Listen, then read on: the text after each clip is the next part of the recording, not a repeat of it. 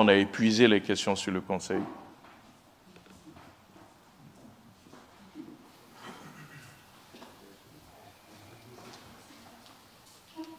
Bonsoir, Monsieur le ministre. Je suis Venant Sakar, journaliste pour le quotidien L'Inter. Monsieur le ministre, porte-parole du gouvernement, dans le cadre du contentieux électoral et sur saisine de certains requérants, la justice ivoirienne a ordonné hier la radiation de Tidiane Thiam, président du PDCI RDA de la liste électorale provisoire. À ce jour, 4 figures majeures de la scène politique, à savoir l'ancien président Laurent Gbagbo, l'ancien président de l'Assemblée nationale Guillaume Kibafori Soro, l'ex-ministre de Laurent Gbagbo Charles Blé Goudé, et à eux s'ajoute dorénavant Tidiane Thiam, sont radiés donc de la liste électorale. Cette situation, au travers de cette situation, certaines personnes y voient la main du parti au pouvoir qui serait en train de tenter d'écarter ses adversaires les plus sérieux. Que leur répondez-vous? Bien, merci. Nous sommes en train de bâtir un état de droit. Quand vous regardez d'où vient notre pays, avec toutes les violations régulières de nos textes que nous avons connus depuis, je dirais, au moins les années 95, il était important de revenir aux fondamentaux d'un état de droit qui est basé sur le respect des textes. En la matière, le droit a été dit dans chacun de ces cas.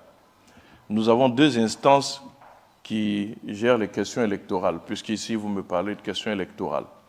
Vous avez d'un côté la commission électorale indépendante, qui a le pouvoir de rayer de la liste électorale ou d'ajouter sur la liste électorale donc des électeurs sur injonction du ministère de la Justice. Et de l'autre côté, vous avez le Conseil constitutionnel qui, lui, se prononce sur la validité des candidatures. En la matière, je ne vois pas où est-ce que le gouvernement intervient. Surtout qu'en ce qui concerne la commission électorale, toutes les décisions sont prises de façon collégiale. Donc ça veut dire que toutes les décisions qui ont été prises par la commission électorale jusqu'à ce jour ont rencontré le consentement de tous les membres de cette commission électorale. C'est facile donc de voir partout la main de l'État, mais je peux vous assurer que le président de la République est en train de réussir à construire l'état de droit qu'il veut que notre pays devienne. Un pays respectueux de ses textes, un pays respectueux de sa constitution, un pays respectueux des décisions de justice qui sont prises. C'est de cela qu'il s'agit. Maintenant, je peux comprendre que certains opposants, dans leur désarroi et beau jeu de voir la main de l'État partout, mais dans les pays démocratiques, ce n'est pas comme ça que les choses sont perçues. Et je ne veux pas faire de comparaison, mais nous avons vu récemment que la candidate d'un parti en France, parti qui est arrivé à 3 reprises au second tour, parti dont tout le monde a vu le score qu'il a fait aux récentes élections législatives qui ont eu lieu en France, a été frappé d'inéligibilité. Il y aura certes un appel, mais sans préjuger de ce que sera cet appel, s'il y avait des élections demain en France, ben, la dite candidate ne pourrait pas faire acte de candidature parce que frappée d'inéligibilité. Mais je ne crois pas que le citoyen français ait vu la main de l'État derrière cette décision. La démocratie, elle est une. On ne peut pas avoir une démocratie bonne pour les pays développés et puis une autre à géométrie variable que l'on voudrait que les pays sur le continent vivent. Nous voulons un État de droit, nous voulons un État qui soit respectueux de ces textes, et c'est en cela que vous avez remarqué, nous ne commentons pas de décisions de justice, nous les respectons.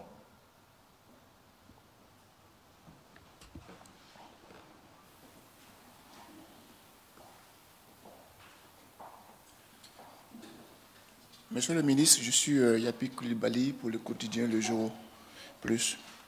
Monsieur le ministre, les journaux sénégalais d'aujourd'hui, mercredi 23 avril 2025, ont consacré majoritairement leurs manchettes à l'actualité ivoirienne, marquée par la décision du tribunal de première instance d'Abidjan Plateau d'ordonner sans possibilité de recours le nom de Cheikh Tidiane Thiam dans la liste électorale.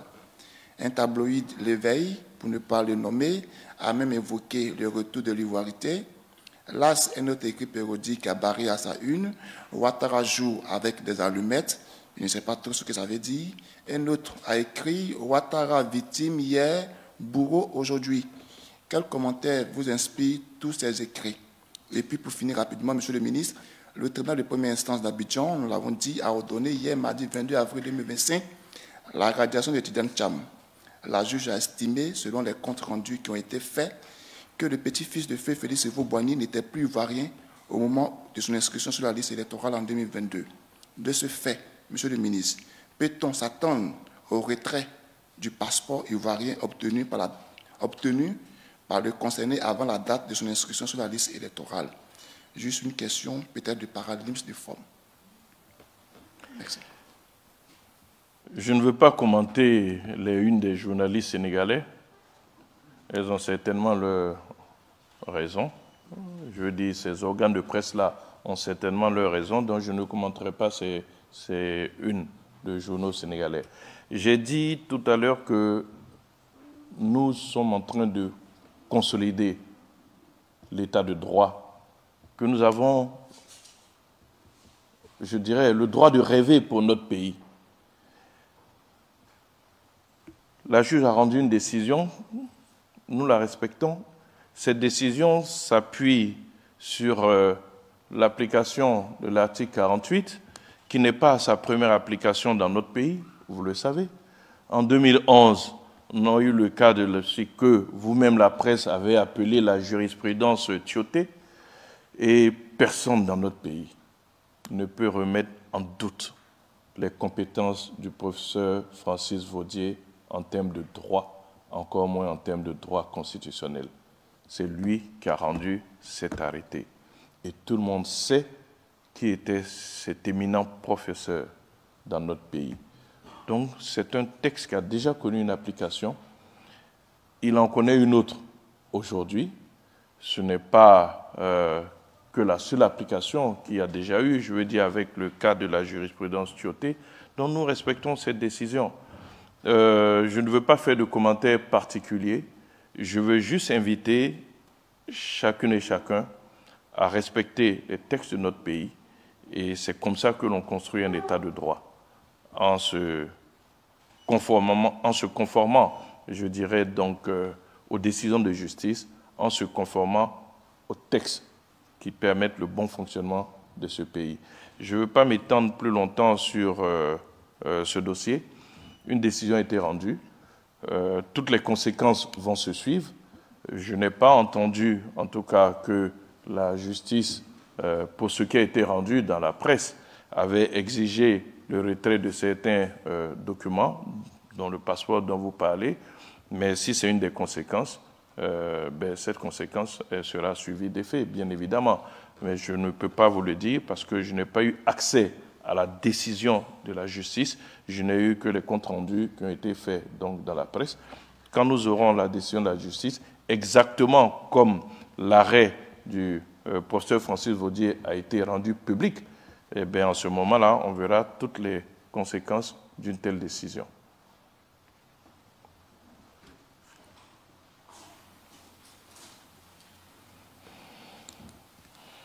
Bonjour, Monsieur le Ministre. Je suis André Assemian, journaliste à Live TV. Dans son discours à la Nation le 31 décembre dernier, le chef de l'État a assuré que les élections présidentielles seront inclusives et apaisées. Aujourd'hui, plusieurs leaders de l'opposition ont été irradiés de la liste électorale. Est-ce que aujourd'hui le gouvernement peut garantir que cette élection présidentielle-là sera inclusive et apaisée? Merci. Vous n'avez certainement pas entendu le chef de l'État. Le chef de l'État s'est engagé à ce que les élections soient apaisées et démocratiques. C'est ce que moi j'ai entendu. Donc je ne veux pas que l'on fasse dire au chef de l'État ce qu'il n'a pas dit. Une fois de plus, votre question me permet de revenir au texte de notre pays. Ce n'est pas au chef de l'État de décider qui va à l'élection ou qui ne va pas. Il y a des organes qui existent pour cela. Il faut que l'on accepte de sortir de cette vision de république bananière. Je suis désolé si je suis dur avec mes mots, mais je ne vois pas d'autres mots de république bananière où on croit que le chef de l'État décide tout, peut tout, c'est le tout-puissant, il a droit de vie et de mort sur ses citoyens, c'est lui qui dit ici tel peut être candidat, tel ne peut pas être candidat. Non. Je dirais, l'une des premières missions importantes que le chef d'État s'est donnée, ça a été de mettre en place des institutions qui fonctionnent. Je vous ai dit ici une fois qu'aucun régime n'a mis en place autant d'organes de contrôle que le chef de l'État l'a fait en termes de gestion et de bonne gouvernance. Nous avons plusieurs organes qui vont depuis, je dirais, la haute autorité pour la bonne gouvernance à la Cour des comptes, en donnant du pouvoir à l'inspection générale d'État, dont bon nombre d'entre nous avaient entendu parler, mais se demandaient bien à quoi ça servait. Aujourd'hui, on voit tous à quoi sert, par exemple, l'inspection générale d'État, avec tous les audits qui sont faits, et au bout desquels, parfois, certains dirigeants sont relevés de leurs fonctions.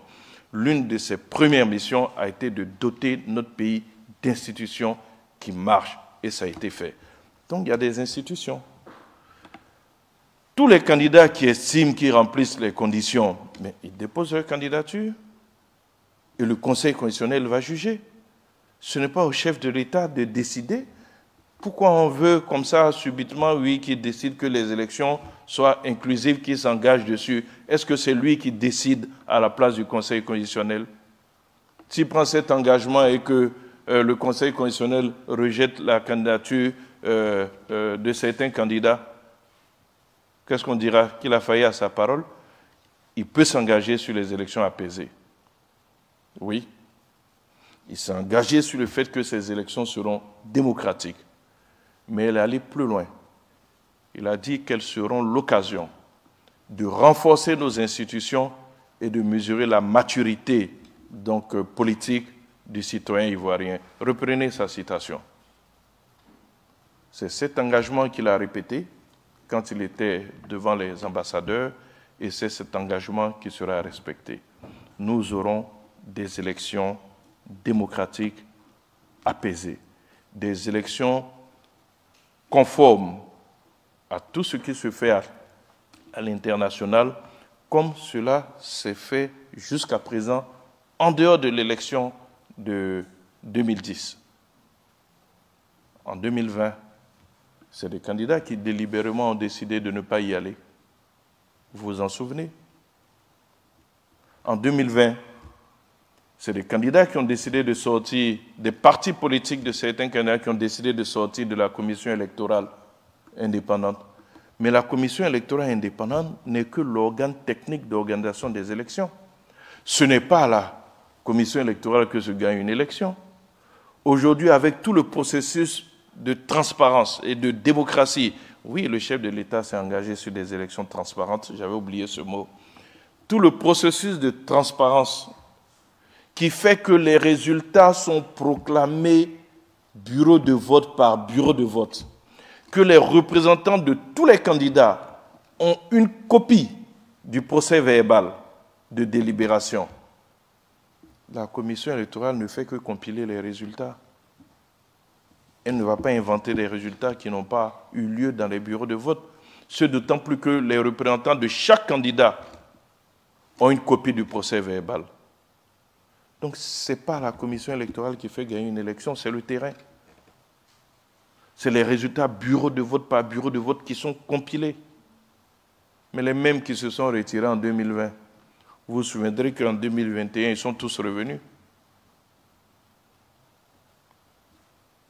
Et c'est avec cette même commission qu'ils ont eu qui des députés, qui des maires, qui des conseils régionaux.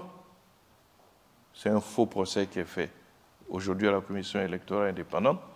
C'est un faux procès qui est fait au régime de croire que la commission lui est inféodée, ce d'autant plus qu'en dehors du président de la République et du vice-président, ce sont les membres de la commission centrale qui prêtent serment devant le Conseil constitutionnel.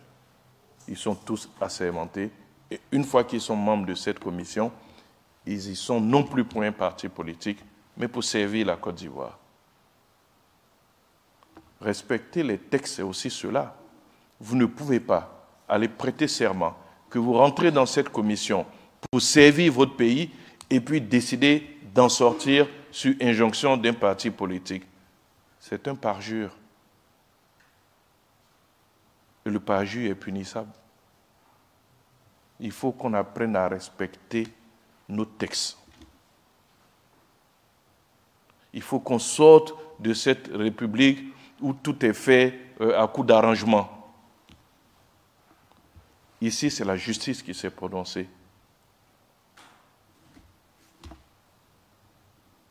C'est une décision de justice qui peut avoir des conséquences sur le processus électoral, mais ce qu'il faut retenir, d'abord, c'est une décision de justice. Tout comme dans le cadre de M. Laurent Gbagbo ou de M. Charles Blé Goudé, c'est une décision de justice qui a certes des conséquences sur les élections, mais c'est avant tout une décision de justice.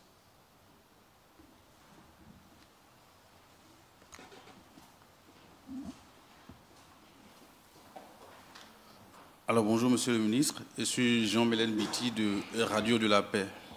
Alors Monsieur le Ministre, j'ai deux questions à vous poser. Que répondez-vous aux gens qui, vous parliez tout à l'heure du respect de la règle du droit, respect de la loi. Que répondez-vous aux personnes qui disent que vous avez, le président Ouattara, pour accéder à la magistrature suprême, a bénéficié aussi d'un arrangement concernant les accords de Pretoria, alors que vous parlez de respect de la loi. Aussi, le président Ouattara avait été écarté en 2000 avec l'arrêt du président de la Cour suprême, M. Tiakone. Vous aviez dit en son temps qu'il avait été écarté, alors que c'était la loi. Pourquoi n'avoir pas respecté cette règle de droit-là? Aussi, la deuxième question, c'est sur les accusations portées par le Burkina Faso sur la Côte d'Ivoire. Je pense que ce week-end-là, cette semaine, ils ont porté des accusations graves sur la Côte d'Ivoire, celle de pouvoir déstabiliser le régime en place au Burkina Faso. Alors, quelle est la réponse de l'État ivoirien? Merci. Okay. Merci. Je ne voulais pas revenir sur cette question, mais bon, vous m'y contraignez. J'ai parlé de décisions de justice et malheureusement, dans notre pays, il y a beaucoup d'amalgames qui sont faits. Et on est trop émotif. On règle les problèmes de façon émotive et on veut rester dans cette émotion-là. En 1995, lorsque le président Bédié modifie la loi électorale, le président Ouattara, de son propre chef, dit « Le code électoral ne me permet pas d'être candidat, je ne me présente pas ». Le président Gbagbo, à l'époque, lui avait été solidaire. Et le président Bédié est allé quasiment seul à l'élection. Depuis tout ce débat nauséeux sur les questions de nationalité, je mets quiconque au défi de dire quand est-ce que le président Ouattara a été frappé par une décision de justice. Oui. en ce moment, on peut dire qu'il y a eu de la manipulation politique. Et certains, comme ils se sont livrés à de la manipulation politique, voient la manipulation politique partout. C'est eux qui sont à la base. C'est pour cela qu'ils voient la manipulation politique partout. Le président, à l'époque, aurait été frappé par une décision de justice, je suis persuadé qu'il se serait conformé. Il allait faire tous les recours nécessaires, mais je mets quiconque au défi de nous dire à quel moment le président Ouattara a été frappé par une décision de justice. On allait jusqu'à envoyer un pauvre jeune homme au Burkina pour lui fabriquer un faux certificat de nationalité burkinabé. Peut-être que vous étiez jeune et que vous ne vous souvenez pas de cette époque. Tout a été fait de façon arbitraire. Ici, on parle de faits. Tout est factuel. Donc, je ne veux pas qu'il y ait d'amalgame là-dessus. Oui, il y a eu de la manipulation politique. Seul un arrangement politique peut répondre à la manipulation politique. Voilà ce que je peux vous répondre sur cette question-là. Ailleurs, nous sommes dans le cadre de l'application de décisions de justice. Trouvez-moi la décision de justice concernant le président Ouattara à cette époque. Pour ce qui est de l'accusation du Burkina, je ne sais plus à laquelle accusation on est. J'attends encore les preuves de la dernière accusation. Peut-être qu'il y en aura d'autres. Je n'ai pas de commentaire à faire. Parfois, surtout quand on a la tête d'un pays, il faut être sérieux. Je vous remercie. Il y a d'autres questions?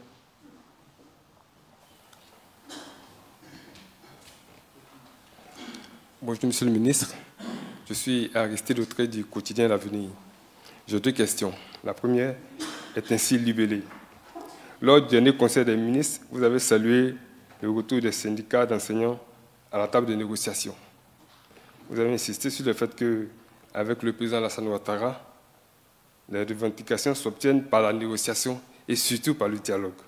Alors, est-ce que le parti au pouvoir est prêt à aller à un dialogue avec l'opposition avant la présidentielle de 2025? Première question. Et la seconde, lors de son récent meeting à Dabou, le président du PPAC, M. Laurent Gbagbo, avait demandé à ses partisans de se tenir prêts et qu'il allait donner des mots d'ordre dans 2 semaines. Votre commentaire sur cette sortie? Merci, Monsieur le Ministre. Merci. Bon, c'est la même question qui revient. On tourne en rond. Bon, là, on l'aborde sous l'angle du dialogue. Mais un dialogue, pourquoi? C'est la question que je me pose. On a dit ici que toutes les décisions de la commission électorale ont été prises de façon consensuelle. Je vous ai rappelé ici que lors du dernier dialogue politique, tout le monde est convenu que les institutions de notre pays étant toutes installées et fonctionnant, il fallait se référer à elles pour les questions relevant d'elles. À partir de ce moment, je ne vois pas la nécessité d'un dialogue politique si ce n'est pas pour aller vers des arrangements qui ne sont pas conformes au texte. Je ne veux pas que vous ayez la mémoire courte. En 2000, puisque c'est vous qui avez évoqué les élections de 2000, quand je parle de manipulation politique, le président Bédié a été exclu. Le président Ouattara a été exclu. Tous les candidats que le PDC a présentés, ils étaient une bonne dizaine, 11 ou 12. Depuis M. Émile Constant Bombé, M. Lamine Fadiga, ils ont tous été exclus.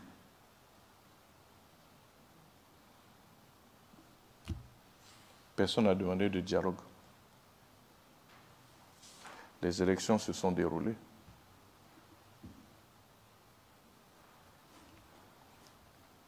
Certains pays ont salué des élections démocratiques.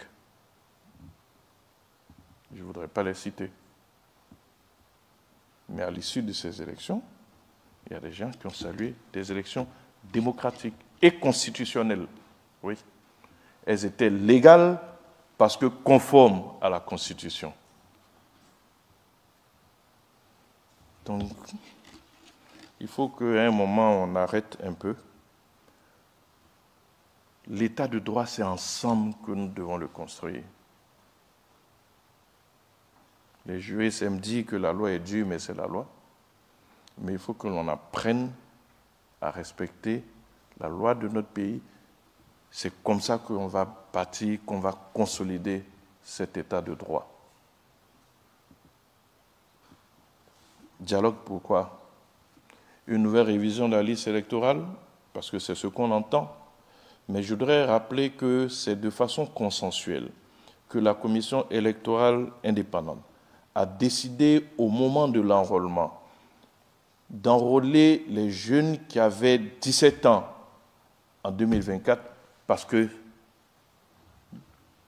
étaient d'accord qu'ils n'allaient pas faire de nouvel enrôlement en 2025. C'est là la question de l'enrôlement des jeunes de 17 ans. De sorte qu'en 2025, ils aient les 18 ans révolus et qu'ils puissent être portés sur la liste électorale.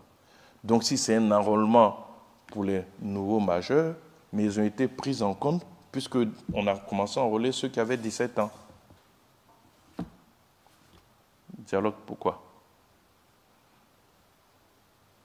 Il y a une loi qui a été prise après la création du PPAC, une modification pour lui permettre d'être membre donc, de la commission électorale. Dialogue, pourquoi? Je pose la question. Si ce n'est pas encore pour aller demander des arrangements politiques, mais le pays ne va jamais être un état de droit. On serait un pays sans règles, sans cap, où au gré des intérêts, bon, chaque fois on fera un genre de chantage. Ce n'est même pas pour le président Ouattara, c'est pour l'avenir. Parce qu'il faudra bien que tous ces chantages-là s'arrêtent à un moment donné. Les élections seront transparentes, elles seront démocratiques, elles seront apaisées, elles seront légales parce que conformes à la Constitution.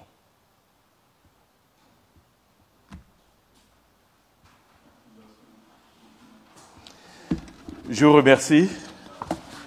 Il y a une dernière question? Ah, d'accord, ok. Oui, venez.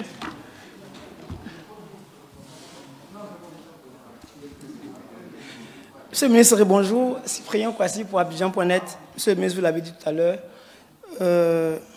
On aurait été chez moi à Memni, l'on dirait que vous êtes un prophète. Effectivement, les différentes décisions de justice ont déjà des effets, comme vous l'avez annoncé tout à l'heure. Déjà, le groupe parlementaire PDCI et le groupe parlementaire PPACI, aujourd'hui, sont sortis de la salle plénière à l'hémicycle ce matin. Et aussi, M. Thiam, dans une interview qu'il a accordée à l'AFP, annonce qu'il va saisir la Cour de justice de la CEDEAO. Déjà, ne pensez-vous pas que cette décision peut avoir des effets sur le processus électoral en matière de paix, surtout cette paix qui tient à cœur au président Alassane Ouattara?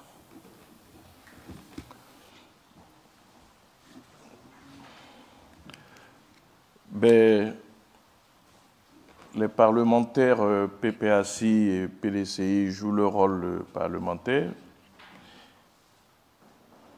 mais parlementaires de l'opposition. Quoique quand on est élu, on est député de la nation. Je ne vais pas critiquer leur position. Mais ce dont je peux vous assurer, c'est que le désordre ne sera pas toléré. Tout à l'heure, je n'ai pas répondu à une des questions qui disait que le président Gbagbo a annoncé qu'il lancerait un mot d'ordre. Si c'est un mot d'ordre qui va dans le sens de la paix, de la construction, il n'y aura aucun problème. Mais le désordre ne sera pas toléré. Pour le reste, il est tout à fait normal pour le justiciable d'utiliser toutes les voies de recours qui s'offrent à lui. Donc là-dessus, il n'y a pas de commentaire à faire. C'est des voies que la démocratie offre C'est des recours que la démocratie offre, que l'État de droit offre. Donc il est tout à fait légitime qu'un justiciable utilise toutes les voies de recours qui lui sont offertes. Mais c'est fait dans l'ordre. L'engagement du chef de l'État, c'est de garantir la paix et la sécurité dans notre pays. Et on sait que cet engagement, il y tient. Et il le respecte parce que depuis 15 ans, nous sommes en paix. Je dirais un peu moins de 15 ans parce que nous avons eu les périodes troubles de 2011 jusqu'à 2012. Mais je peux dire que depuis 2012, l'Ivoirien est en paix, l'Ivoirien est en sécurité. Regardez simplement la ville d'Abidjan. On n'a plus les braquages de commerce comme c'était par le passé. Les hold-up dans les banques, même les braquages de voitures. Le dernier Conseil national de sécurité a dit qu'on avait un indice de sécurité de 1,2. Celui des capitales occidentales. Mais cette sécurité-là apporte la paix, la quiétude. Vous avez dans notre pays aujourd'hui des commerces qui ouvrent 24 sur 24. Pourquoi? Il n'y a pas de risque de se faire braquer. Quand bien même par extraordinaire, une voiture était braquée, on la retrouve. Vous avez tous été témoins ici de ces images qui ont circulé de deux jeunes qui ont cassé la vitre d'un 4x4 pour voler un ordinateur. Ils ont été pris à Boaké. Le délit avait été commis à 7e tranche. Voilà ce que le président de la République a construit. Cette quiétude-là, il y tient. Et Dieu sait combien de fois il y veille. Nous apporter la paix et la sécurité. Il ne faillira pas à cet engagement-là. C'est pourquoi je peux me permettre de dire que le désordre ne sera pas toléré. Que chacun se le tient pour dit. Ce n'est pas une menace. On peut considérer que c'est un conseil. Je vous remercie.